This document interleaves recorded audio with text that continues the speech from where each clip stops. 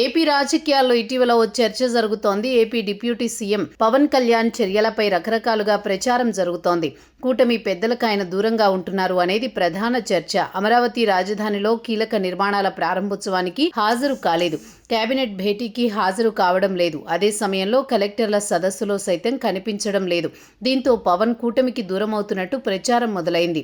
అప్పుడే మీడియాలో డిబేట్లు సైతం ప్రారంభమయ్యాయి. అయితే ఇది ఒక నిరంతర ప్రచారంగా ఉంది. గతంలో కూడా ఇటువంటి ప్రచారమే జరిగింది. కానీ పవన్ వాటన్నింటినీ పటాపంచలు చేస్తూ కూటమి మరో 15 ఏళ్లు కొనసాగుతుందని, ఎవరెన్ని వ్యతిరేక ప్రచారాలు చేసినా ఈ రాష్ట్ర ప్రయోజనాల కోసం కూటమి కొనసాగుతుందని స్పష్టం చేశారు.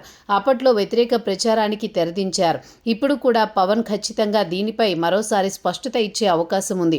కానీ ఆయన కార్యక్రమాలన్నింటికీ గైర్హాజరవుతుండడం ఈ ప్రచారం మరోసారి మొదలైంది. అమరావతిలో సీడ్ యాక్సెస్ రోడ్డును ప్రారంభించారు చంద్రబాబు. స్టీల్ బ్రిడ్జిను ప్రారంభించారు. ఆపై ఎమ్మెల్యేలు, ఎమ్మెల్సీ క్వార్టర్స్ ను సైతం పరిశీలించారు. అయితే రాజధానిలో కీలక కార్యక్రమాలకు పవన్ గైర్హాజరయ్యారు. అమరావతి పనులను పర్యవేక్షిస్తోన్న మంత్రి నారాయణ వెళ్లి మరీ పవన్ ను ప్రత్యేకంగా ఆహ్వానించారు. కానీ పవన్ మాత్రం ఆహ్వానాన్ని మన్నించలేదు.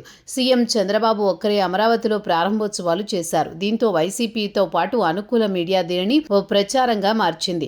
అయితే అసలు వాస్తవం ఏమిటంటే, అంతర్జాతీయ ఏనుగుల దినోత్సవం సందర్భంగా విశాఖలో అటవీ శాఖ ఆధ్వర్యంలో జరిగిన కార్యక్రమానికి పవన్ హాజరు కావాల్సి ఉండడంతోనే ఆయన అమరావతి ప్రారంభోత్సవాలకు హాజరు కాలేదు. మరోవైపు అమరావతిలో స్వాతంత్ర దినోత్సవ వేడుకలు జరిగాయి. సీఎం చంద్రబాబు జాతీయ జెండాను ఆవిష్కరించి గౌరవ వందనం స్వీకరించారు.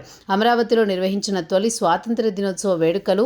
దీనికి పవన్ గైర్హాజరు కావడంపై రకరకాల ప్రచారం నడిచింది. అయితే మంత్రుల్లో ఏ ఒక్కరూ కూడా అమరావతిలో జరిగిన వేడుకలకు హాజరు కాలేదు. తాము ఇన్ఛార్జీలుగా ఉన్న జిల్లాల్లో వేడుకలకు మాత్రమే హాజరయ్యారు. పవన్ మాత్రం కాకినాడలో జరిగిన వేడుకలకు హాజరయ్యారు. కానీ వైసీపీ, దానికి అనుకూల మీడియా మాత్రం కూటమితో పవన్ కు గ్యాప్ ఏర్పడినట్లు ప్రచారం చేస్తోంది. గతంలోనూ ఇలానే చేసింది. కానీ పవన్ మాత్రం బయటకొచ్చి వారి హెచ్చరికలు జారీ చేశారు. మరో 15 సంవత్సరాల పాటు కూటమి కొనసాగుతుందని స్పష్టం చేశారు.